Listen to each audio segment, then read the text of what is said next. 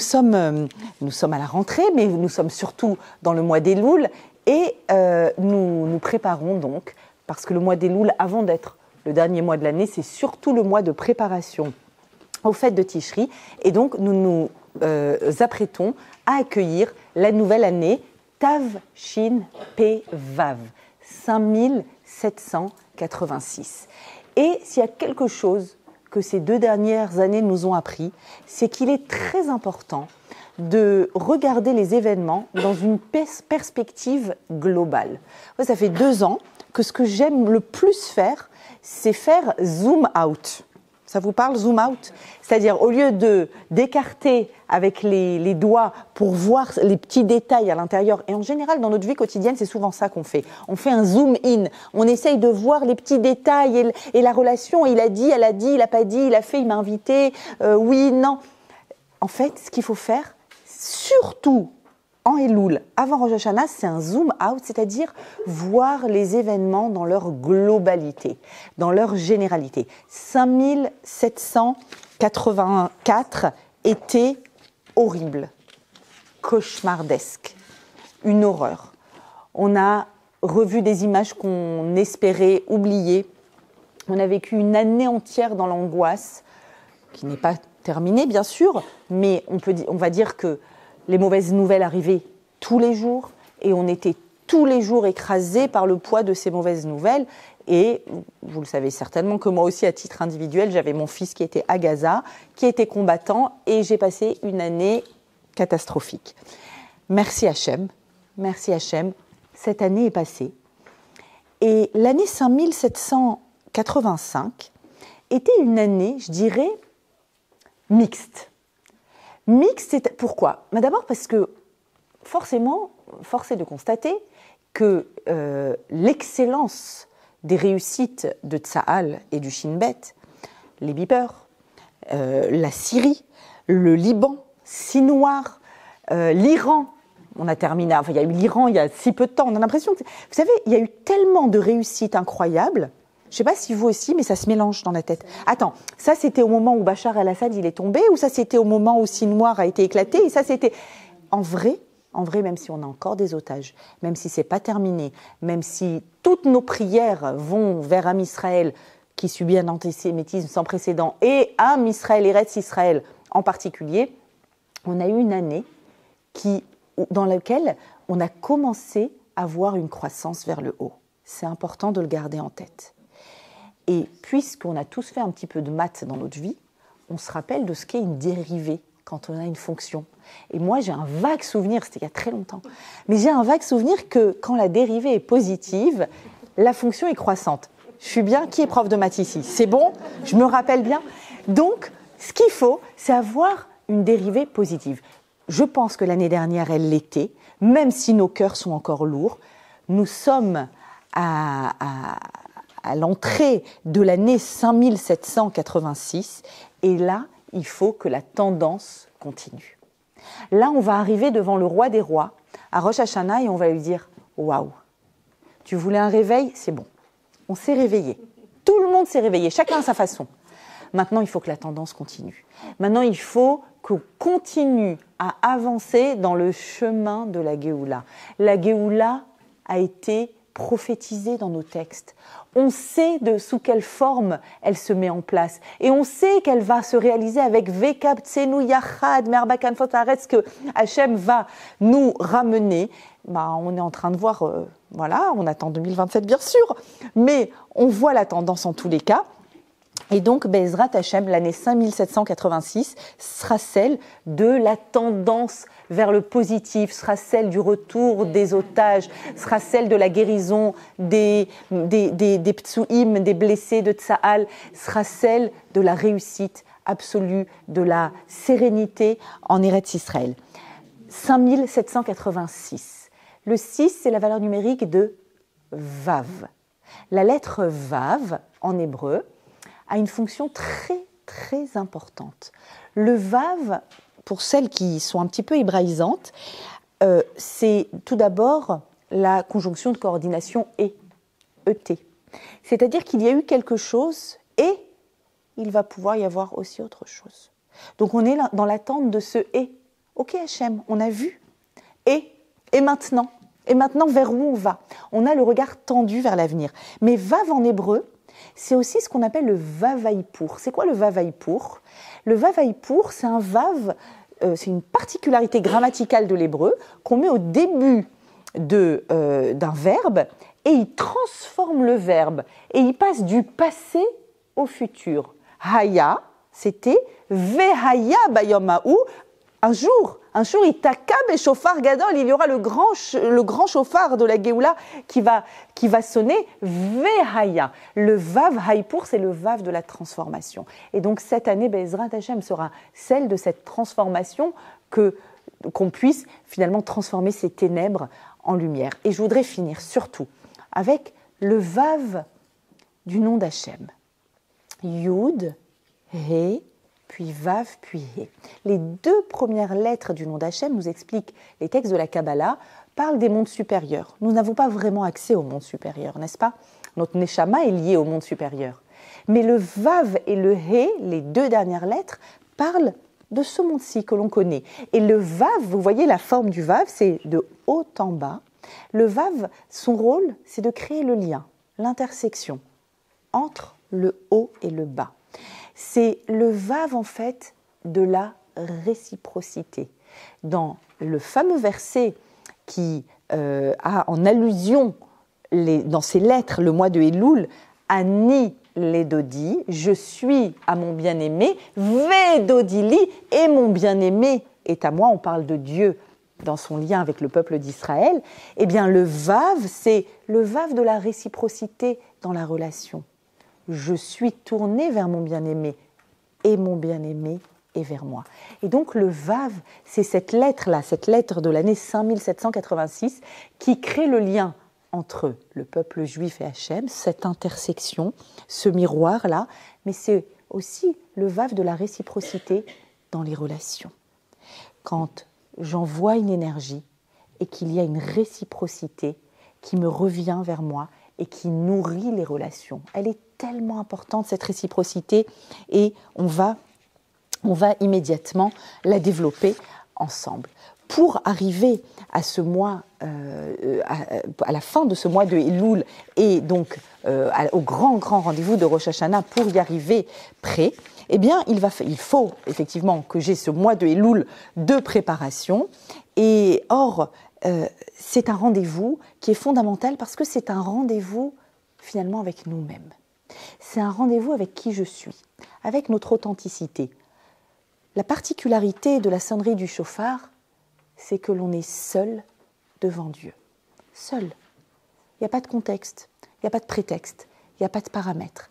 Or, on vit tous, toutes, je dirais que le propre et la caractéristique de nos vies modernes d'aujourd'hui, je dirais que c'est le tourbillon.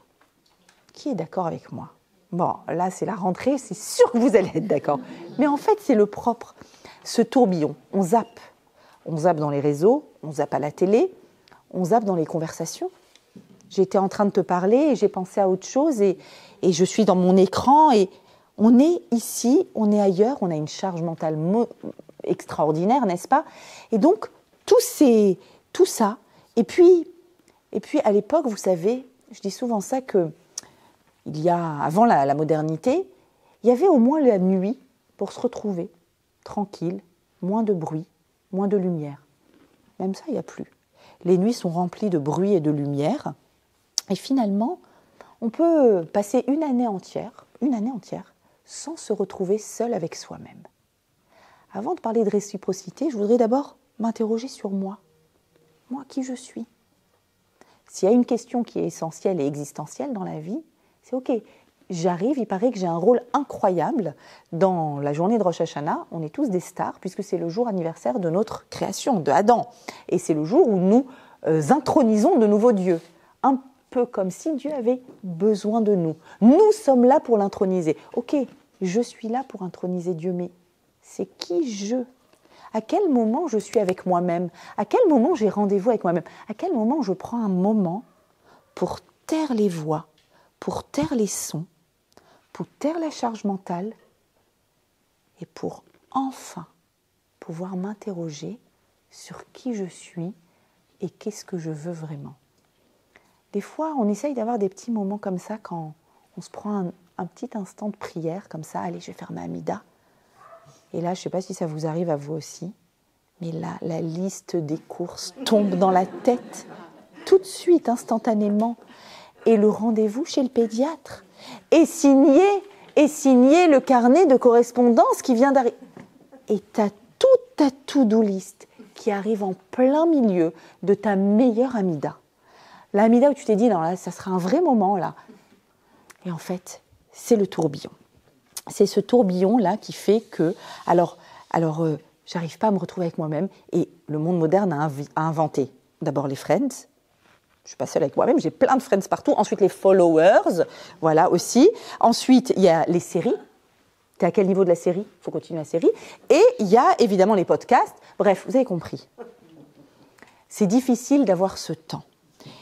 Et on a des sollicitations qui sont infinies, qui nous permettent de faire l'économie de la réflexion. Je peux ne pas réfléchir. Des fois, je préfère ne pas réfléchir. Je préfère ne pas me poser la question, je suis heureuse, c'est le boulot que je voulais, je m'entends bien avec ma fille, je m'entends bien avec mon mari, ma belle-mère, ça va se passer comment là, les fêtes de Ticherie, elle va venir, elle va pas venir, elle va rester, elle va poser sa valise, elle va...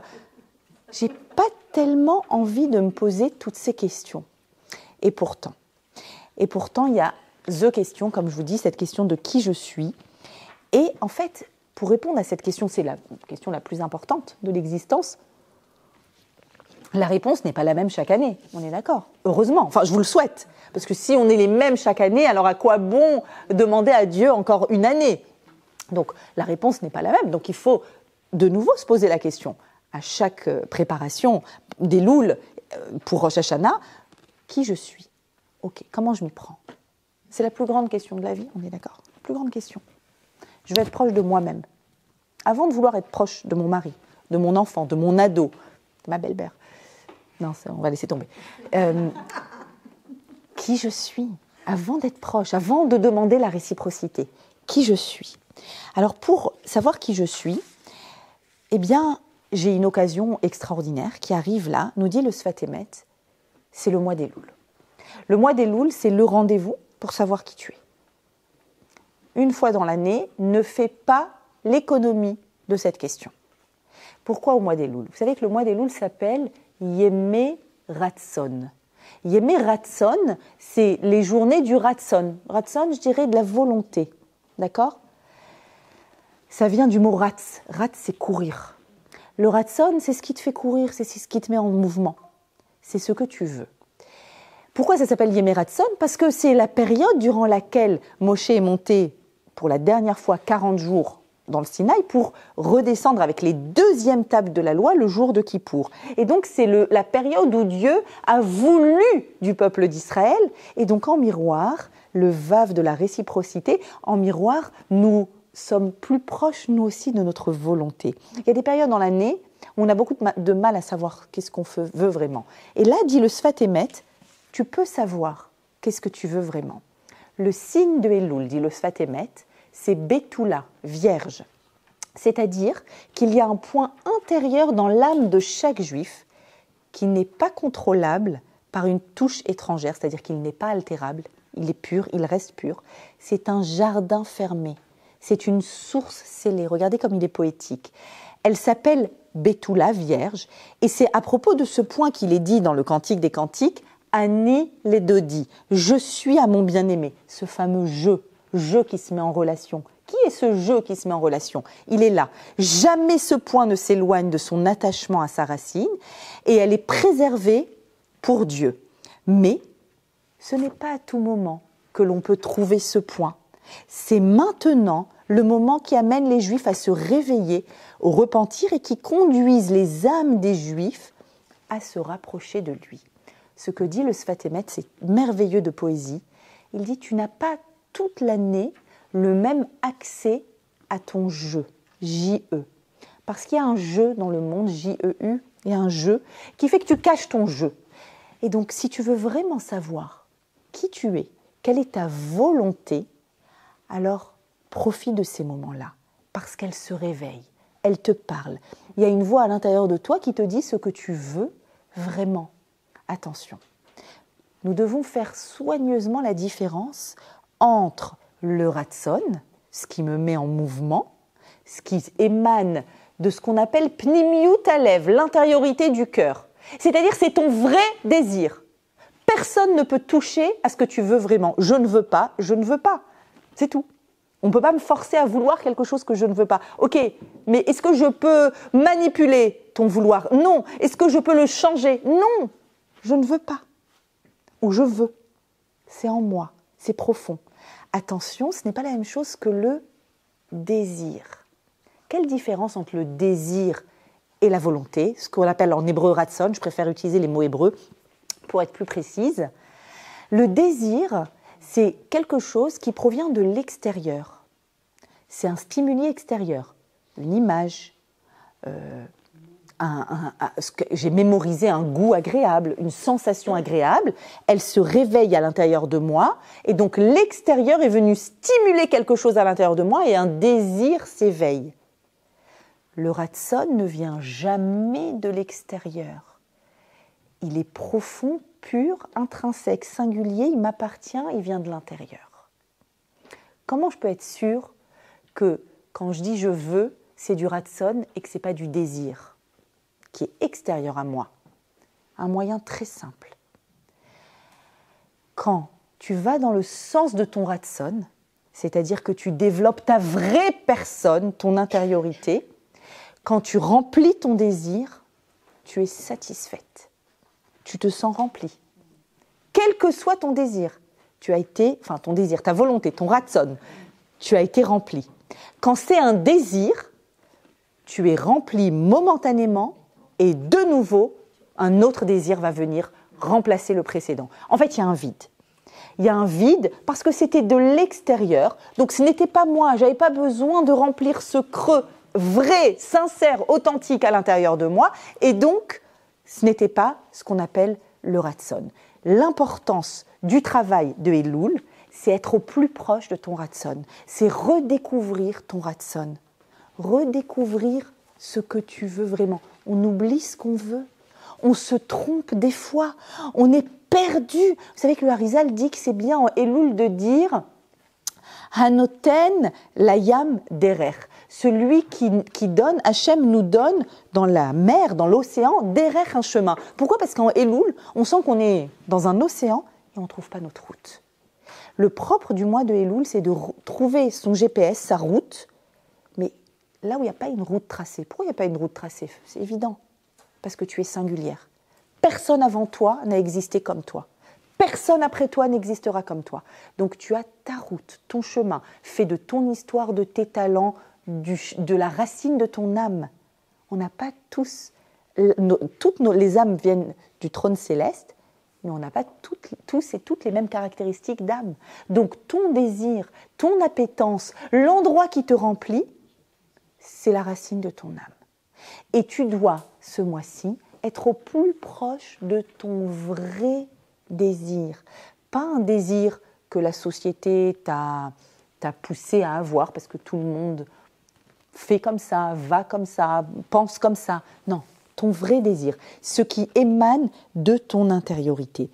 Et le rabbi de Lubavitch précise que ce qui va à coup sûr réveiller ton ratson, même si pendant le mois de Elul, tu as eu du mal à connaître ton ratson, à coup sûr, c'est le son du shofar.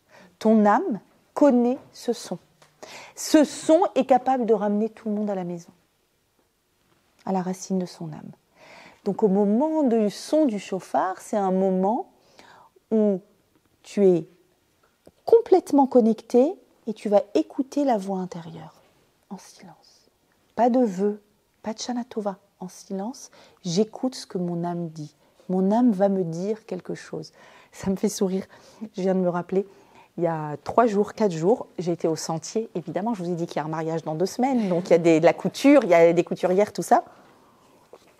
Et j'étais avec ma fille de 14 ans, à rue du Sentier, vous connaissez, et en pleine journée, il était 14 heures, et tout d'un coup, on entend le chauffard. Mais alors, on entend le chauffard du début à la fin. Je n'ai pas d'explication, je ne sais pas qui a sonné du chauffard au Sentier la semaine dernière, enfin cette semaine. mais dans un des appartements ou quoi, du début à la fin. Elle s'est arrêtée, je trouvais ça tellement mignon.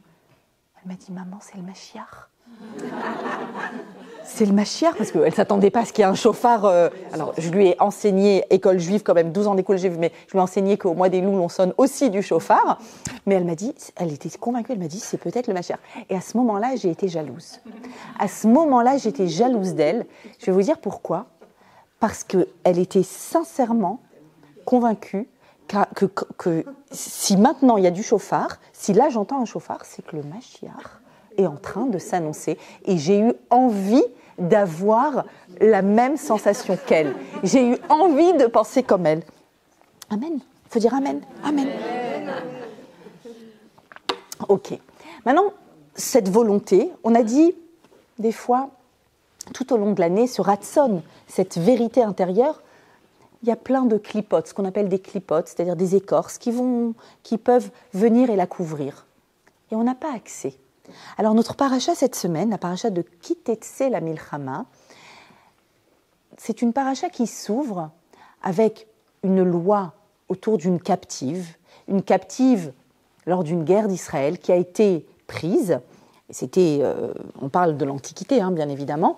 Donc, elle a été prise en captivité. En fait, elle a voulu rester avec le soldat qui l'a prise. Et il y a toute la Torah va déployer toute une suite d'éléments pour dire que, en fait, comme c'était le cas à l'époque, quand une captive, les guerres étaient terriblement violentes et les captives, évidemment, le premier risque d'une captive, c'était quoi ? D'être violée. Et donc, la Torah va légiférer, évidemment, une protection totale de la captive et surtout une question qu'on lui pose. Est-ce que tu veux rester avec le peuple qui a gagné cette guerre ou est-ce que tu veux rentrer ? Et ça va durer un mois durant lequel ils vont vivre côte à côte sans vivre ensemble, avec un interdit total de vivre ensemble. Et donc la Torah va légiférer autour de cette captive. Ça, c'est le texte, je dirais, sec, niveau de lecture premier. Un niveau qui correspond aux guerres antiques. Le Orach Chaim HaKadosh apporte une explication très subtile. Et il nous dit, tu sais, en réalité, la Torah ici, elle te parle d'une autre guerre, de la guerre de tous les jours. La guerre que tu as à faire avec toi-même, quand tu as une volonté profonde à l'intérieur de toi, qu'elle a été couverte par toutes sortes d'éléments, que tu as du mal à l'atteindre, que peut-être tu t'es perdu en chemin dans ce grand océan de désir et non pas de ratson. Et comment est-ce que tu fais pour réussir à libérer cette captive? Cette captive n'est autre que ton âme. Et donc il y a toute une métaphore dans cette paracha. Le mois entier où tu vas rester avec cette captive, c'est le mois de Elul, nous dit le Rav, et durant lequel tu vas devoir aller à la rencontre de son ratson, à la rencontre du désir de ton âme. Ok, c'est tout un travail. C'est tout un travail vers notre authenticité. Et on peut être perdu, comme cette belle âme qui est captive du corps, qui a envie de dire tellement de choses. Et comment on fait pour réussir à l'extraire ? Comment est-ce qu'on fait pour la ramener là où elle veut être, pour qu'elle puisse finalement se déployer, s'exprimer pleinement ? Eh bien, il y a des rencontres. Il y a des rencontres qu'on fait dans notre vie. On fait tous des rencontres, n'est-ce pas ? On fait tous des rencontres et des rencontres des fois qui nous amènent quelque part, qui nous amènent vers une réflexion, qui nous amènent vers un cours de Torah, qui nous amènent vers une nouvelle amitié, vers une nouvelle fréquentation et qui nous ouvrent des horizons. Et c'est dans ces occasions-là, les nombreuses occasions de réciprocité, de liens réciproques, qu'on va pouvoir découvrir notre vrai désir, notre vraie volonté. Notre paracha nous parle de cette âme perdue, toujours de façon métaphorique, et qui va, c'est encore le Orach Chaim HaKadosh qui va nous dire comment cette âme perdue peut retrouver le chemin de la synagogue, le chemin de la cacheroute, du Shabbat, d'Eretz Israël, de l'amitié, de l'amour. Comment faire ? Le texte de la Torah nous dit lorsque tu vois un bœuf ou la brebis de ton frère égarée, attention de ne pas te dérober à eux. Vehit alamta mehem. Si jamais tu te dérobes à eux, tu achèves tes shivem les achicha, tu devras les ramener à ton frère.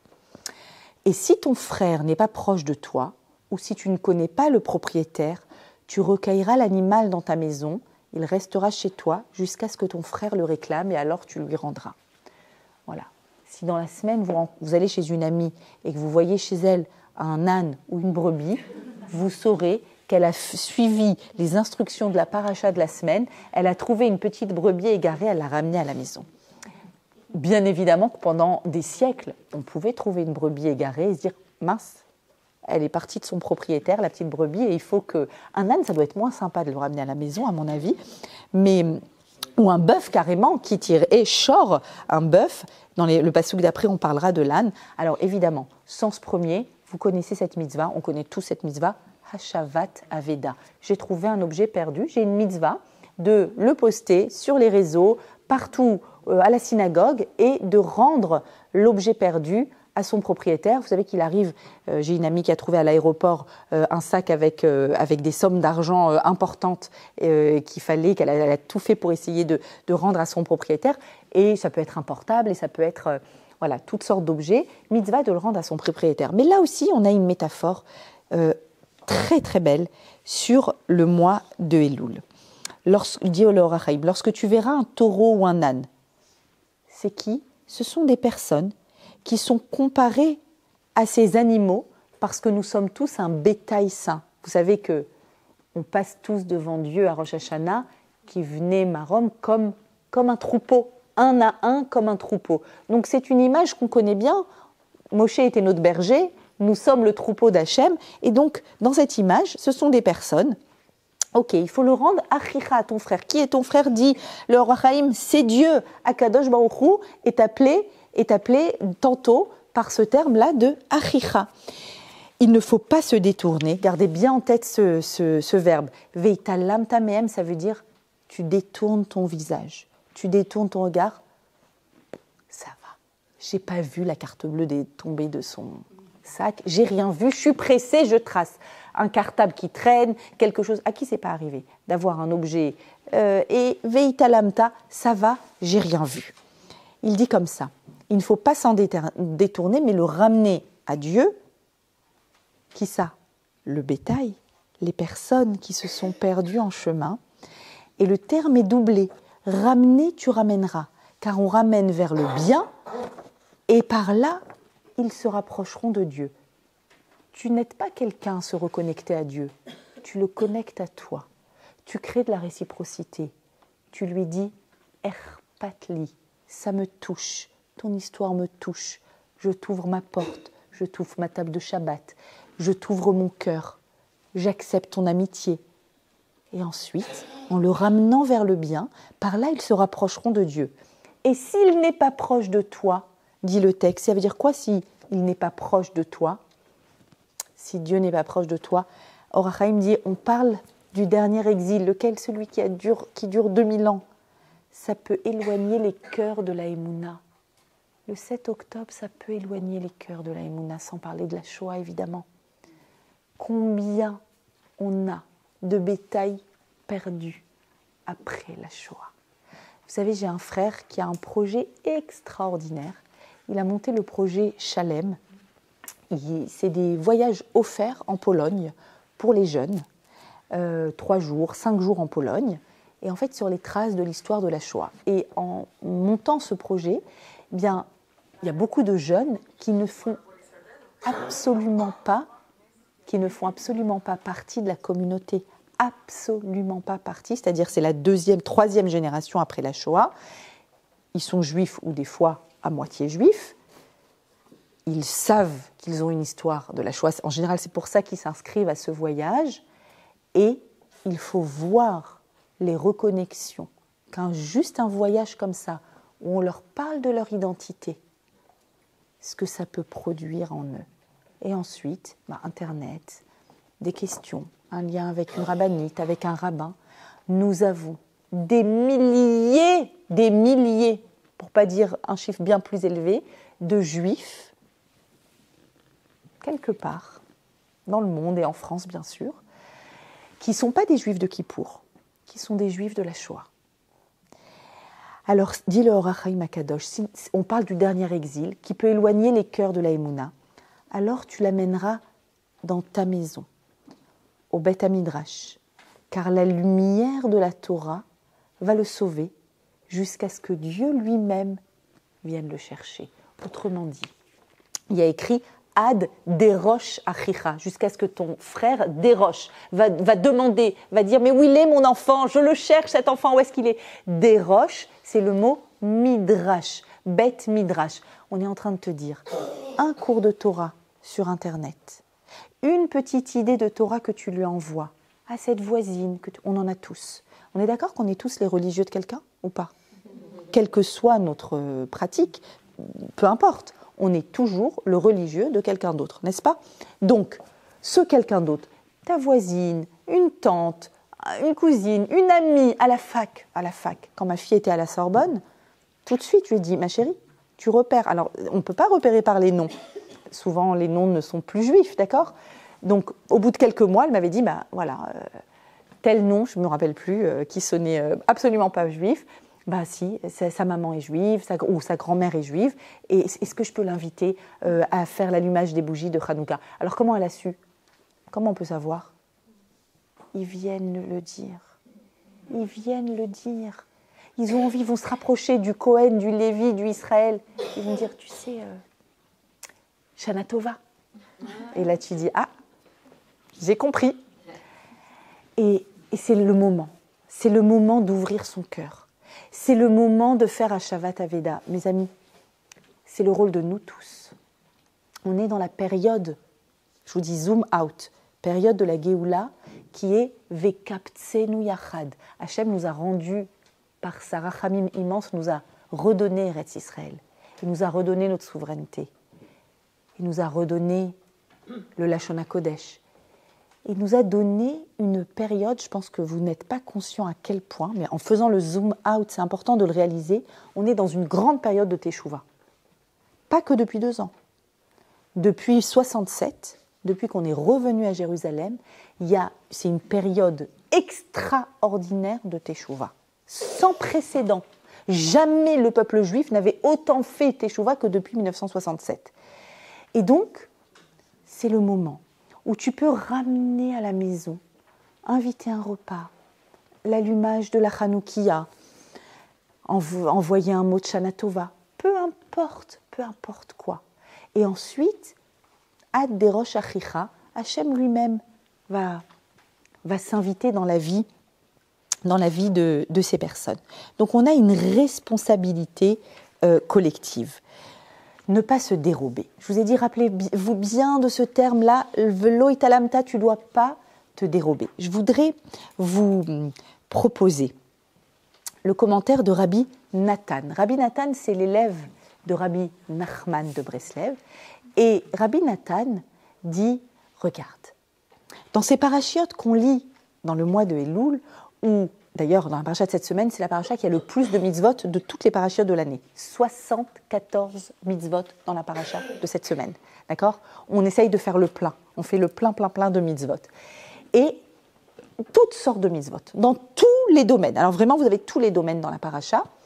Et là, il y a cette insistance de la réciprocité. Par exemple, juste à travers quelque chose de banal, quelqu'un a un objet perdu. Maintenant, est-ce qu'il y a un tribunal qui pourra vous accuser de ne pas l'avoir rendu?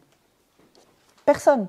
C'est moi et moi-même, n'est-ce pas? C'est ma bonne volonté. Est-ce que j'ai envie de me prendre la tête ou pas? Des fois, ça peut être un peu... voilà. Et cette insistance de la Torah, Veitalam Tamem, pourquoi c'est tellement important ce mot « ne fais pas comme si tu n'avais pas vu ». Rabbi Nathan nous dit, regarde ce qui se passe quand tu poses tes yeux sur quelque chose qui appartient à quelqu'un d'autre et que tu veux recréer le lien d'appartenance. Regarde, c'est beaucoup plus profond que ce que tu crois, dit Rabbi Nathan. Se dérober, ce serait une atteinte à l'œil supérieur, je vais vous expliquer, et à la providence divine sur lui-même.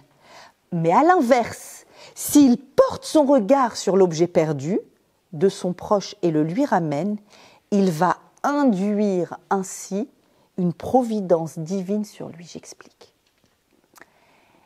Quand je pose mes yeux sur quelque chose, il y a un signe distinctif, bien sûr, et donc il y a un nom, et je vais me prendre la tête pour le rendre. Qu'est-ce que je suis en train de faire? Je suis en train de dire, je me concentre, je pose mon regard et je veux recréer le lien. Le lien qui s'est perdu entre cet objet et son propriétaire. Pourquoi? Parce qu'il n'a pas fait attention à son objet, parce qu'à un moment, il a été étourdi, parce qu'on a dit, il y a un tourbillon de charge mentale et le tourbillon de la vie. Mais il y a aussi un autre œil, l'œil d'Akadosh Baruch Hu, ce fameux œil qui nous protège, ce fameux œil de providence divine qui s'appelle Hashgacha, Hashgacha Pratit, Hachem qui pose son regard bienveillant sur nous.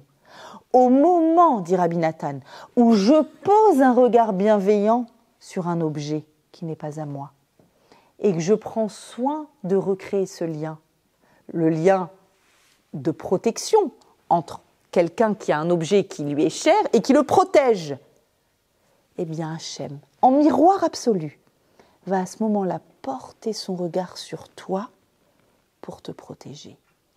En fait, le fameux Vav de la réciprocité. Ce Vav qui dit, en réalité, ce qui t'arrive dans la vie, tu sais c'est quoi? C'est ce que toi tu induis. Quand toi tu induis dans ce monde en bas une relation de protection et une relation de proximité, tu vas produire entre le haut et le bas une relation de protection et une relation de proximité. Tu veux qu'Hachem te regarde, te protège, veille sur toi? Alors veille. Veille sur tout ce que tu vois. Et c'est peut-être le moment aussi de dire, je ne sais pas s'il y a des enseignantes ici, en tout cas dans le cours est filmé, donc c'est important, très important, à la période de la rentrée scolaire, de dire aux enseignantes de regarder, de poser leur regard bienveillant sur, pas les objets perdus, sur les enfants perdus de la classe. Le nouveau, celui qui a un peu d'embonpoint, celui qui n'a pas beaucoup de copains, celui qui porte peut-être un cartable un peu trop lourd pour lui dans la vie, qui assiste à des disputes difficiles à la maison, qui est un peu renfermé. On n'imagine pas. On n'imagine pas ce que peut produire dans la vie d'un enfant un enseignant, une enseignante, qui le voit seul à la récré et qui vient s'asseoir à côté. Vous savez qu'il m'est arrivé plusieurs fois d'avoir des patients dans mon cabinet qui, sur des blessures d'enfance, qui reparlent et essayent de mobiliser un petit peu leurs ressources, leur énergie sur ces blessures d'enfance. Combien de fois dans mon cabinet, on me parle de « à la récréation, j'étais seule », mais je me rappelle d'une maîtresse. Elle s'appelait Émilie et elle venait s'asseoir à côté de moi. Ça a pu changer la vie d'un jeune homme ou d'une jeune fille. On n'imagine pas, parce qu'il y a aussi le tourbillon de la vie pour la maîtresse aussi. Elle doit passer sur tous les cahiers, elle doit faire attention à tout, et puis elle a sa propre charge. Cet enfant-là, faites attention à cet enfant-là. Celui que personne ne voit, celui qu'on appelle le transparent. Et un autre enfant aussi, peut-être qu'il aura lui de la confiance en lui, il va s'en sortir, mais toutefois, dites à vos enfants d'accueillir les nouveaux. C'est difficile d'être un nouveau. C'est très difficile d'être un nouveau. Dans la classe de mon petit qui est passé en CE2, déjà en CE2, mon petit dernier qui a fait sa rentrée en CE2, il m'a dit qu'il y avait donc un nouveau. Et je lui ai dit, tu sais, le nouveau, comment il se sent? Ils ne savent pas comment il se sent, le nouveau, parce qu'ils n'ont jamais été nouveaux. Et tu dois l'accueillir. Et il m'a dit, mais je me gêne. Mais tu sais, ça pourrait être ton copain, le pauvre, il doit être dans son coin, il faut que... Maman, je me gêne. Maman, je me gêne. Alors, j'ai eu une très bonne idée, et je la partage avec vous, parce que j'ai vu que ça a fait son effet. Je lui ai dit, ok, on va s'asseoir. Donc, le jour de la rentrée, on s'est assis. Tu vas lui écrire un petit mot. Un mot de bienvenue. Ça, tu te gênes pas et tu lui donnes quand tu arrives à l'école. Et donc, il a rédigé son mot bienvenue. Et puis, comme ils sont très mignons, les tout petits, alors après le bienvenu, c'est je vais être ton copain et tu vas être mon copain. Ça serait bien si avec les adultes, on faisait comme ça. Hein. Je vais être ta copine et tu vas être ma copine. Et donc, il lui a donné son petit mot. Et en venant ici, je vois un message de la maman. Merci. Mon fils a été tellement ému du petit mot. C'était rien. Il ne s'est pas gêné. Il lui a donné. Et le lendemain, en plus, il m'a dit, tu sais que j'ai joué tout à la récréation, c'est avec lui que j'ai joué. Donc, tout le monde est content. Voilà, des petites idées. Vehit alam tamehem, se dérober, faire comme si on n'avait pas vu. La base du juif, c'est de voir. Tu veux qu'Hachem te voie, il faut que tu regardes. Ok. Et donc, être, ça veut dire quoi? Il faut que tu regardes. Ça veut dire qu'un juif doit toujours être en état d'éveil, doit toujours être en état d'alerte. Qu'est-ce que ça signifie? Et là, je voudrais partager avec vous une idée passionnante du Rav Moshe Shapira sur ce son-là, ce son du shofar dont l'objet, c'est de nous réveiller. Rambam, Maïmonide dans Ilchot Teshuvah, dit que l'on sonne du shofar tout le mois d'Elul et on fait des slichot et on se lève tôt le matin. Pourquoi?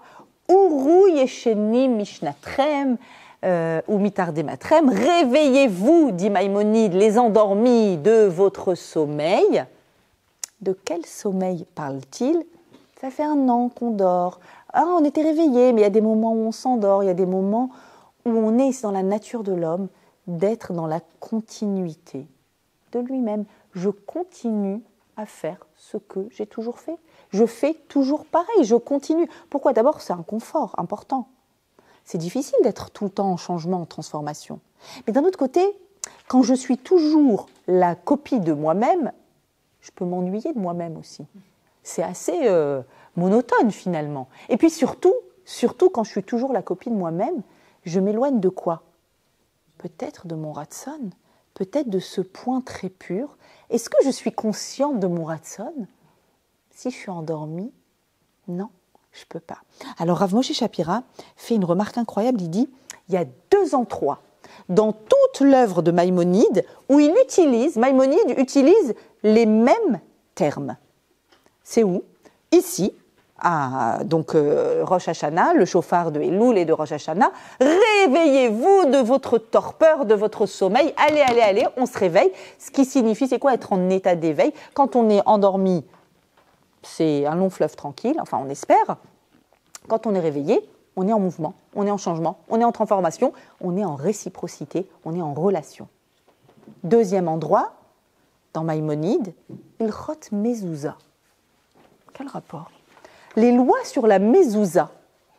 Dans les lois sur la mezouza, dit Maïmonide, au moment, je n'ai pas le texte en hébreu devant moi, mais en français, en passant le pas de la porte, donc la loi de mettre la mezouza, de s'arrêter, embrasser la mezouza, qu'est-ce qu'il y a? Pourquoi est-ce qu'on met une mezouza?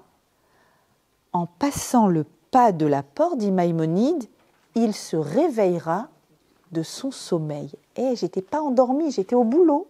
Et je rentre chez moi. J'étais hyper réveillée. C'est maintenant que j'ai envie de me mettre en mode détente. Qu'est-ce que ça veut dire? Pourquoi, Maïmonide, tu utilises exactement le même terme quand tu parles de l'entrée dans la nouvelle année et de l'entrée dans un nouvel endroit où il y a une mezouza? Je passe d'un endroit public à un endroit privé. Maintenant, on a l'habitude même dans chaque pièce, mais à l'origine de l'endroit public vers l'endroit privé, que ce soit chez moi ou chez quelqu'un d'autre, ou ailleurs, ou dans une synagogue, il y a une mezouza. Ok, arrête-toi la mezouza et réveille-toi. De quoi on est en train de parler? Maïmonide, explique Rav Moshe Shapira, nous dit que ce moment, le mois de Elul, c'est exactement comme le passage d'un endroit à un autre. Ce qui se passe dans le Makom, dans les lieux, se passe temporellement. Il y avait l'année 5785 et je suis en Elul sur le pas de la porte 5786. Et là, il y a une grande question qui va se poser. Je serai la même ou pas la même? Je continue à faire ce que je sais faire, toujours, pareil, de la même façon, à parler sur le même ton, peut-être à être fâché avec les mêmes personnes, peut-être à être agacé par les mêmes choses, ou est-ce qu'il y aura quelque chose de nouveau qui va émerger dans ma vie? Ça dépend que de moi. Est-ce que je vais me connecter à mon ratson, à ce qui est vrai en moi? Qu'est-ce que je veux vraiment? Pas ce que les autres veulent pour moi. Qu'est-ce que je veux vraiment? Et est-ce que je vais écouter cette voix? Est-ce que je vais me réveiller? Est-ce que je vais me réveiller et me dire, finalement, ma relation s'est abîmée avec mon ado, mais le point intérieur, là, tout au fond, je sais que je l'aime, j'arrive plus à lui dire. Je vais réussir à le dire. Je sais qu'il y a de l'amour dans mon couple, mais on est tous les deux pris par des tas d'éléments et on oublie de se regarder en face, et on oublie de communiquer, on oublie de parler de nos émotions. On est dans le technique, dans ce qu'il y a à faire.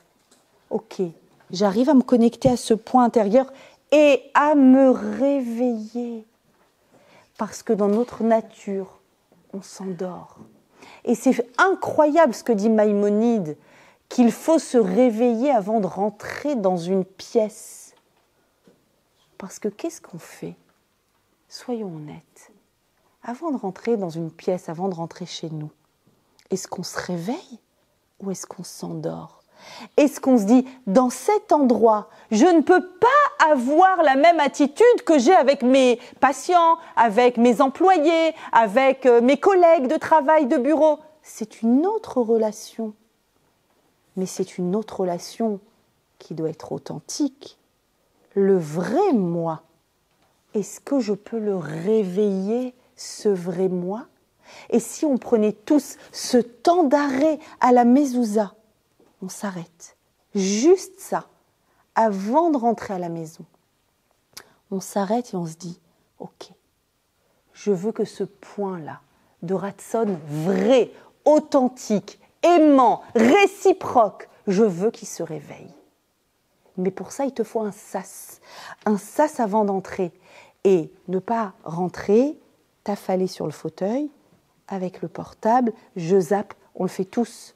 On le fait tous parce qu'on a envie de se vider la tête. Vide-toi la tête dans la voiture avant de rentrer. Prends 15 minutes, prends 10 minutes, vide-toi la tête, fais ce que tu as à faire, réponds à tes dernières choses à la maison. Sois disponible. Je vois vos regards, vous dites, c'est un cours pour mon mari. Pas de problème, transmets-lui. Nous devons tous être alerte, vehit alam tameem, ça veut dire tu fais comme si tu n'avais pas vu. Il y a des personnes autour de toi qui veulent un lien réciproque avec le vav de la réciprocité. Ils t'attendent, ils attendent ton regard. La chouma, quand les petits nous parlent et qu'on est sur le portable, maman, je te parle. J'ai honte. On tombe tous là-dedans. Oui, mais je suis en train de... Je réponds juste. Qu'est-ce qui est plus urgent? Qu'est-ce qui est plus prioritaire? Prioritaire plus qu'urgent. Réfléchissons à la priorité des choses. Maintenant, comment ça se fait qu'on est endormi? Alors, Rav Moshe Shapira dit, c'est dans l'ordre des choses. On est tous capables de nous endormir, d'accord? Et il y a une forme de confort comme ça, à être dans une situation et à rester confortablement dans une situation qui n'est pas bonne pourtant, qui ne nous va pas, et on reste confortablement dans cette situation. Et il va plus loin, et il dit attention, parce que quand on reste dans une situation et qu'on ne crée pas du neuf dans cette situation, toujours la même situation, notre vie qui continue, d'accord? Juste faites vraiment intérioriser ça. Rosh Hashanah, c'est un oxymore. Parce que Rosh, ça veut dire nouveau, le début donc quelque chose de neuf, d'accord, si c'est un début. Et Shana, ça veut dire qui recommence. Les Shanen, c'est recommencer. Donc le début qui recommence. Attends, c'est un oxymore. C'est début ou ça recommence? C'est pareil ou c'est différent? Il faut que ça dépend si tu te réveilles. Si tu te réveilles, il y aura du neuf.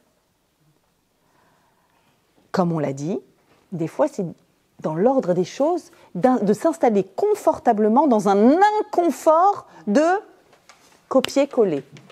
Je fais comme j'ai toujours fait.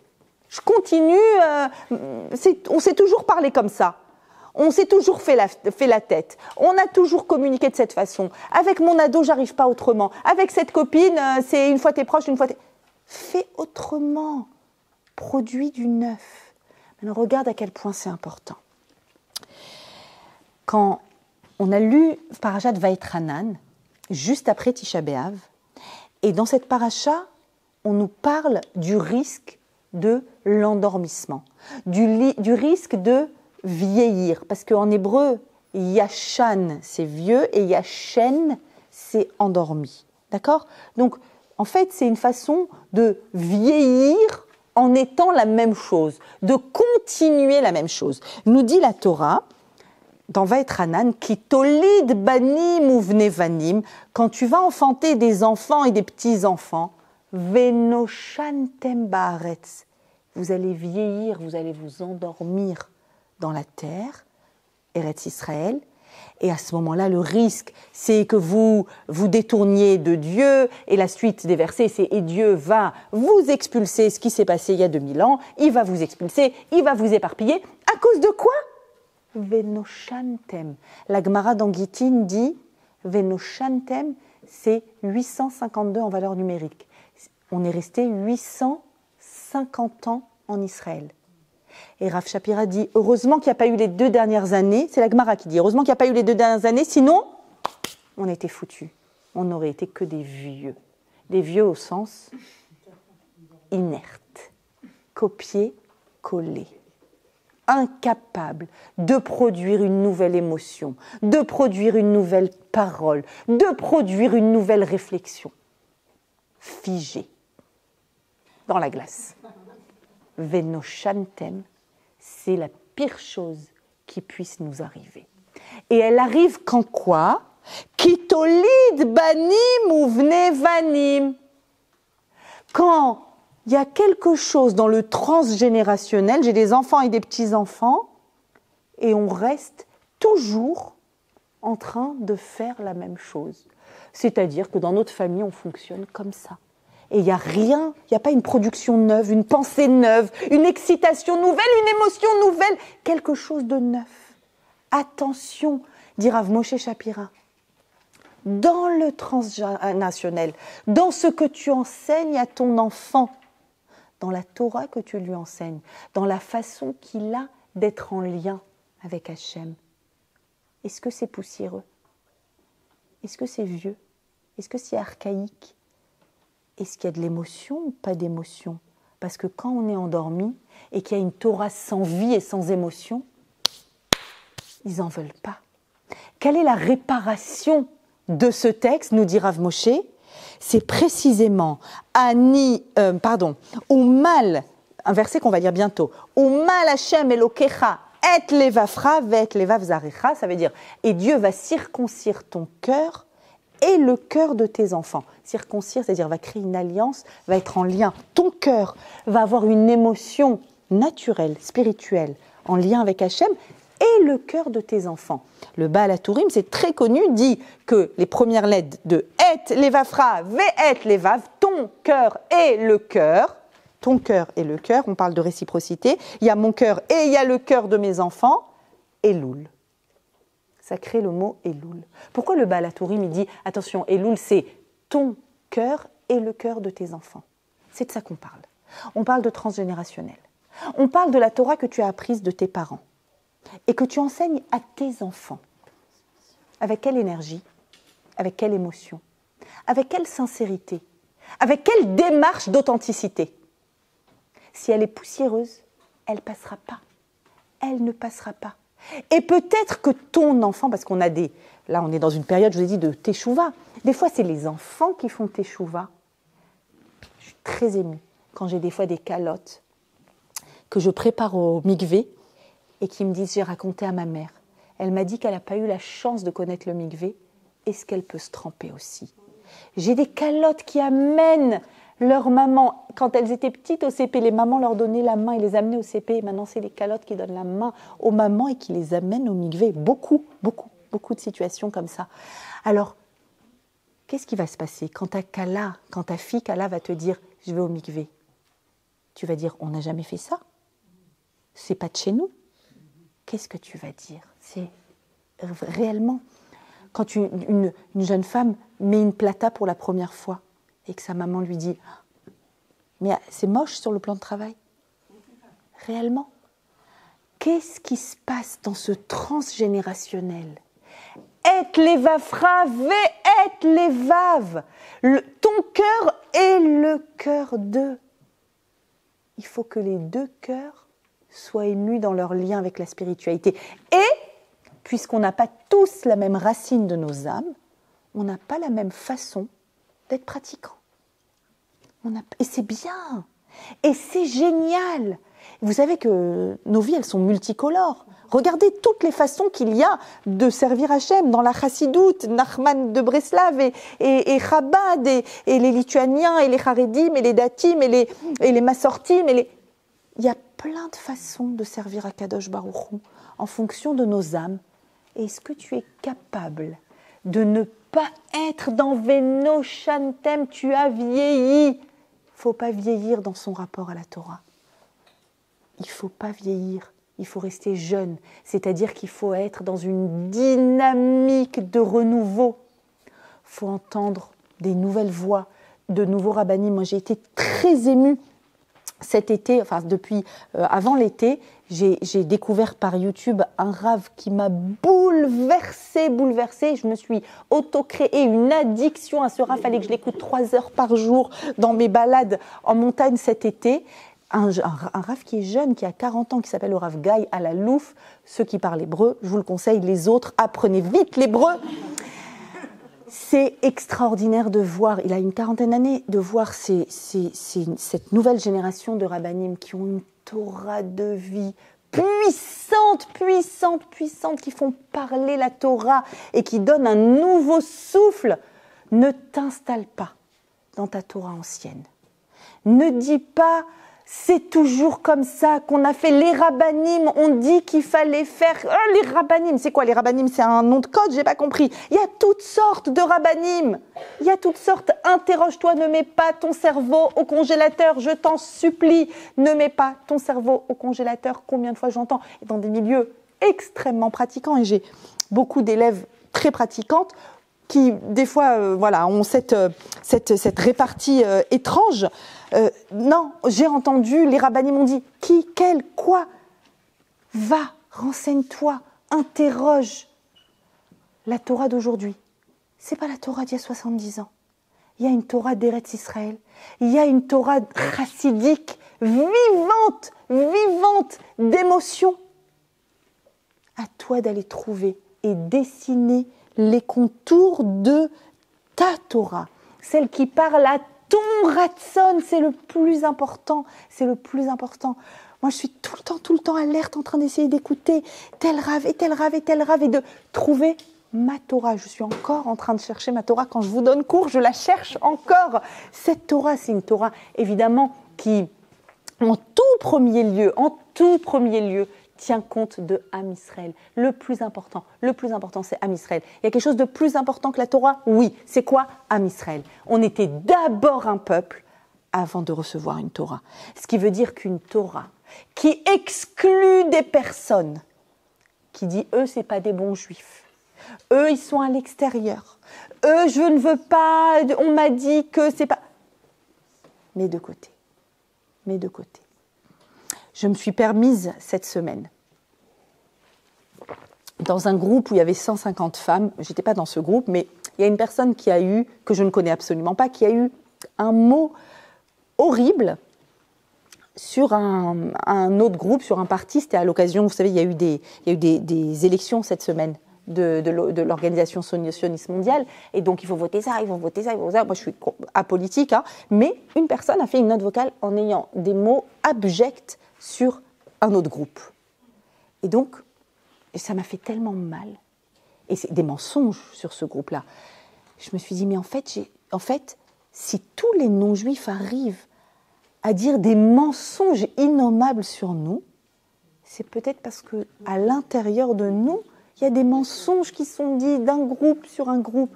Et avec beaucoup de respect, j'espère, j'ai écrit un petit mot à cette dame en lui disant on a trop souffert, notre peuple a trop souffert, je vous en supplie.